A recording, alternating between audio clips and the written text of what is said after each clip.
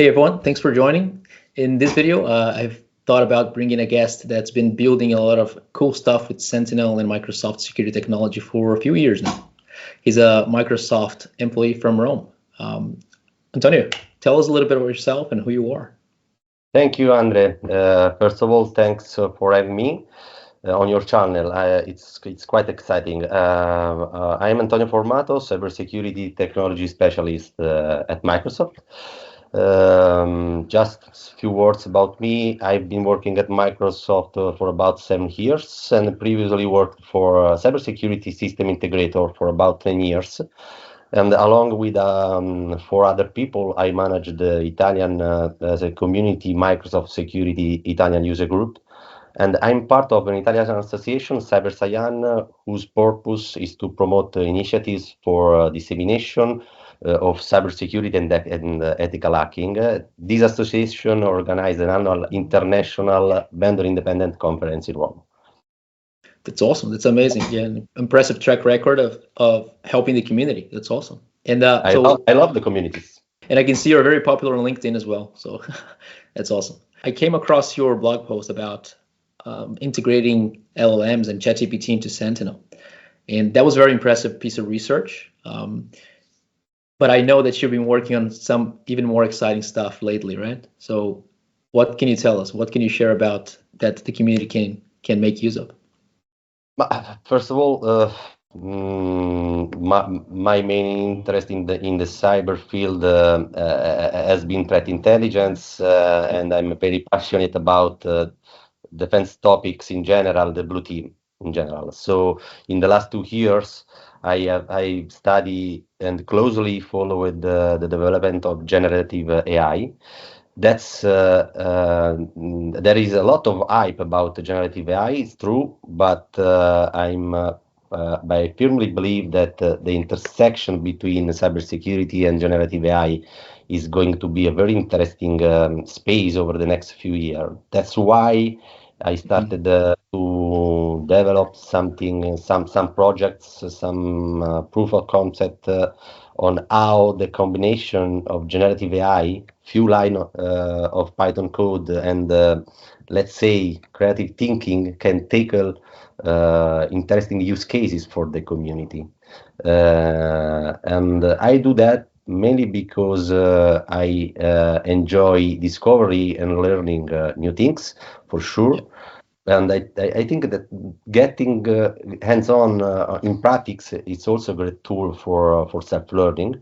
And I strongly believe that sharing in relevant communities can be useful for both the sharer and also the consumers. So that's why I post my ideas or my little projects on Medium. Absolutely. So a very noble cause, I would say. And it's great to see that you are able to integrate some of these tools together already and make some results, right? One of them is TI Mindmap, right? That's one of the latest projects. TI Mindmap is my latest project or experiment, let's say. Yeah. I've been working on this tool that basically use large language models like OpenAI GPT-4. It's really handy for cyber threat intelligence team because it helps them to pull together and visualize important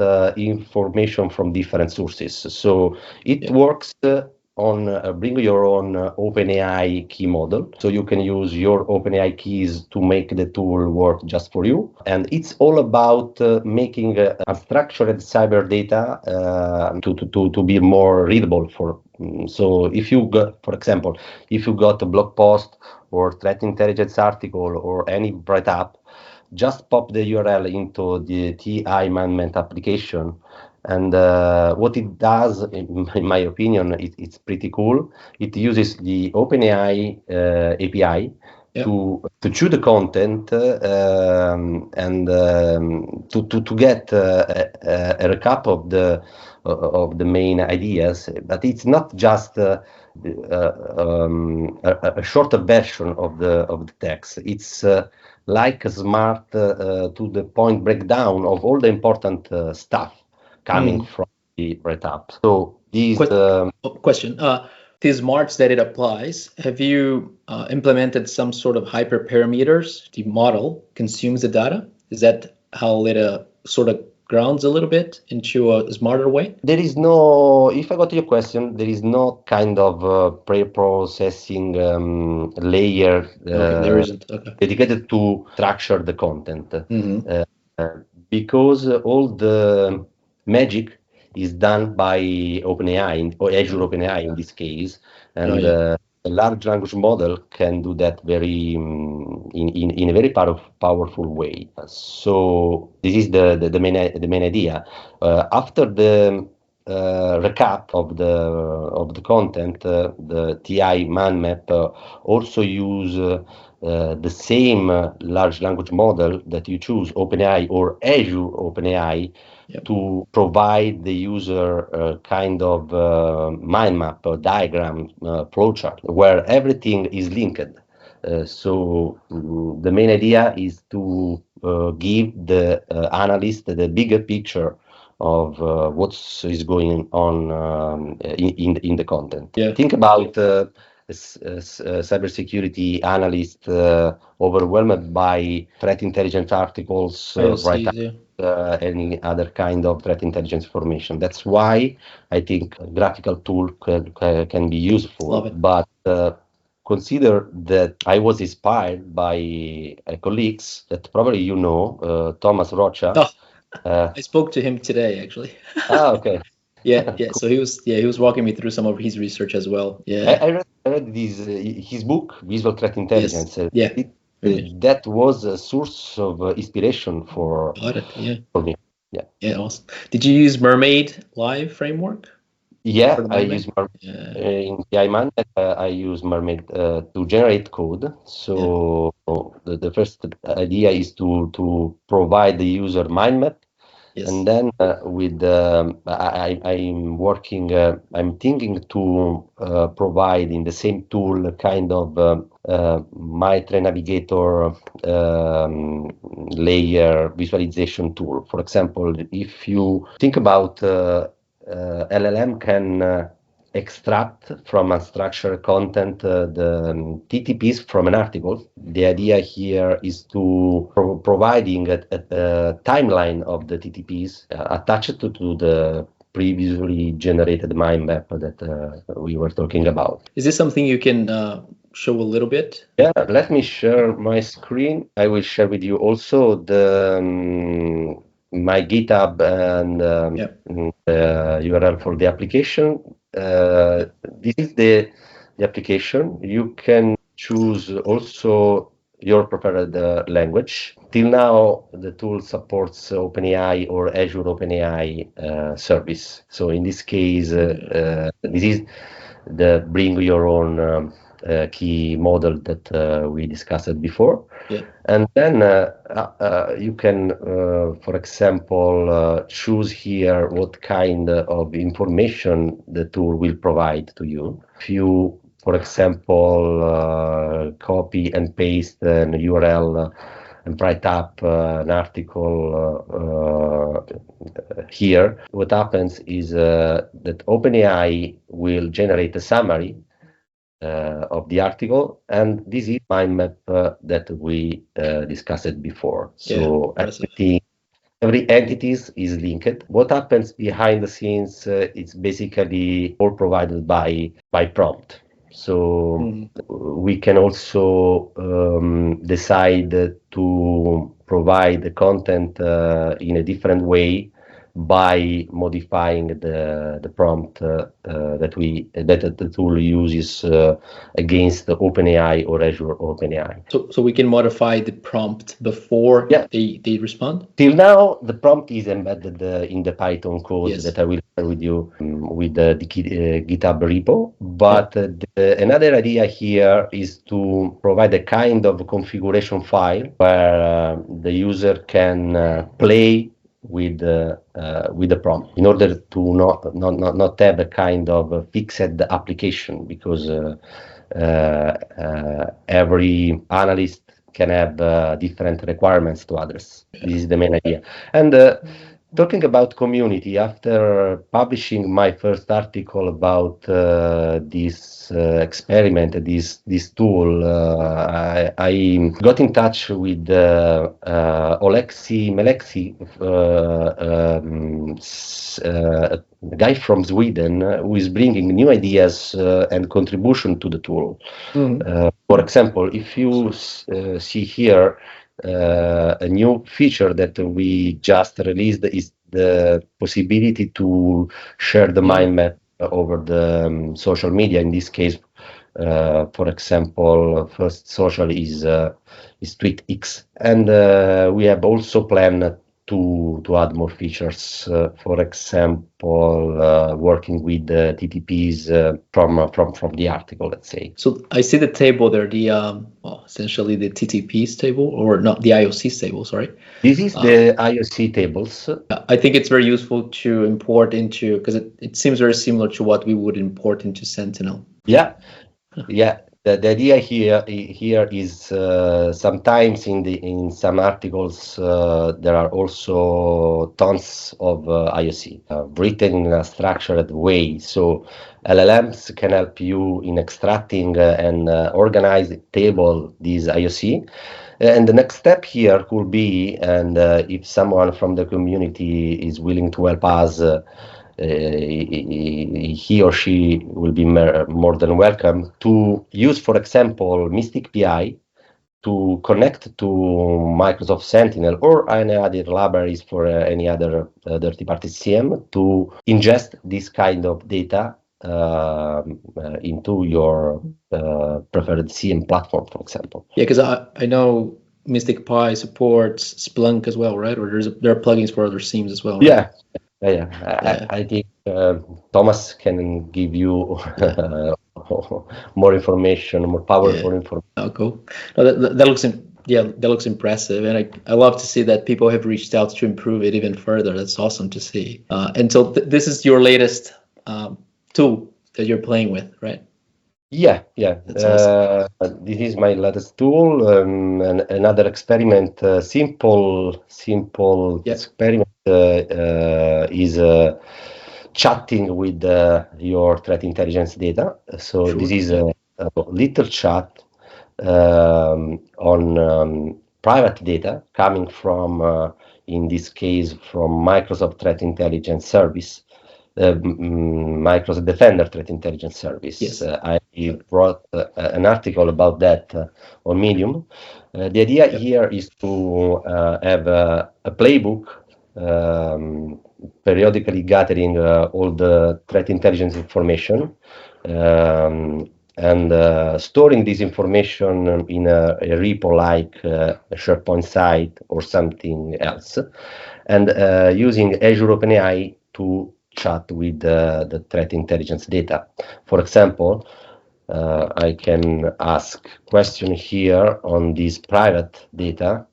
Provide me a recap of Blockbuster ransomware, for example. And the Azure OpenAI basically provide you information not from the public data sources, but from your private threat intelligence data with all the references. So if I click here, for example, I get the JSON file with all the information about Blockbuster previously indexed by the Azure platform, for example. Yeah, that's awesome. So this does not have web access. This is only grounded on the data that you provide, right? Exactly. Cool. Yeah. And if it, well, I'd love to interact with it, see what the limits are. If it doesn't know, right? What is it gonna do? Yeah. That looks awesome, actually. So you have to load up JSON files, you said? The idea here is to use in this particular case, the Microsoft Defender Threat Intelligence API to get all the information. I used to process this information providing a set of JSON files that are stored on a SharePoint site. And using the cognitive service in Azure, and invoking the Azure OpenAI service, you can set up quickly a simple chat with your data. Yeah. In this case, it's threat intelligence data. Threat intelligence, yeah. And this is, for the time being, this is only a proof of concept of yours, or is this something that people can also find in your GitHub? I publish all my experiment on Medium, and if I have a code to share, I use GitHub. So every content that I work on is publicly accessible. Yeah, awesome. That's awesome, because I bet there were a lot of people interested in trying this out. Yeah. All they will need though is the definitive TI API, right? Which is correct. Yeah. But you can also use your threat intelligence data source as well. The concept is not going to change. That's impressive. And also, you mentioned you had Jupyter notebooks that you're working on. Yeah, Jupyter notebook. I have an example here. The Jupyter notebook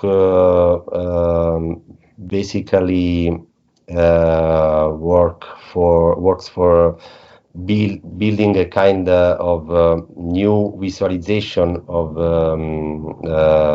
threat intelligence data that you can get in blog posts, for example.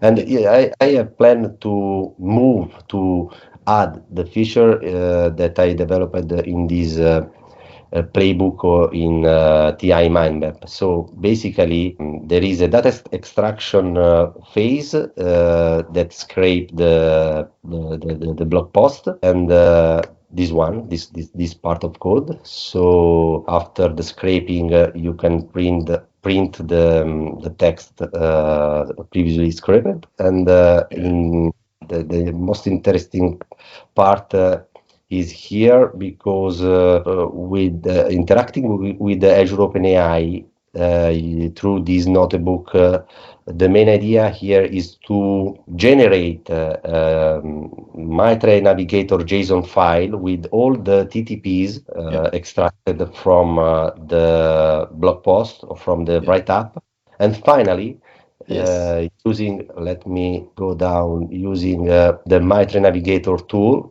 you can also... Yeah, because it uses JSON, right? So you can load and import your own JSON file to it. Yeah, you can import your JSON file and embed this Mitre Navigator, Attack Navigator tool inside your Jupyter notebook in this case, but also you can follow this approach for any if you have any other type of web application. For example, the idea is to have having this feature also in TI Mindmap. Awesome! Oh wow! As just a different section of TI Mindmap. Yeah, because that'll be impressive. Yeah, that's awesome. No, and so at the bottom, is there anything else? Yeah, just some stuff to some steps to work with the content. So first of all, extract the TTPs, then using the prompt through the Azure OpenAI, please provide me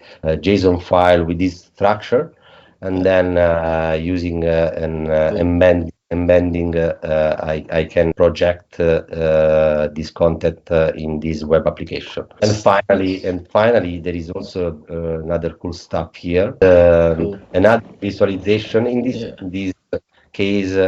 It's not a mind map, but it's a timeline. It's a timeline of Mermaid, timeline of all TTPs coming from the article. And why did you choose to do it, to visualize by a timeline? Is it because it respects something in the research before, or just because it's easier to see? It's all related to provide the user a way to in some way to structure the content. So working with graphics could be useful for content processing. An example here is, for example, what Thomas Roccia has written in his book Visual Threat Intelligence. So tons of graphics visualization to learn something new from threat intelligence stuff, for example. That's amazing piece of work, and I can't imagine the amount of hours it would have taken you. Thanks so much for sharing it this way, and for investing so much time into TI Mindmap, which is anyone can access TI Mindmap, right? It's bring your own API key and utilize it. So that's impressive work. Thank you for having me, and I also would like to say you that you are doing a very good job with your channel. Oh, cool. Thank you. Thanks, Antonio. Yeah, thanks so much. It takes a little time to find people that have interesting things to say, and of course having your time as well. So appreciate you sharing your tools here. As a last piece of word for everyone watching, would you have any last words? Of course, follow you on the blog, but anything else? Not for now. I'm working in my spare time on TI Mindmap for now. Yeah.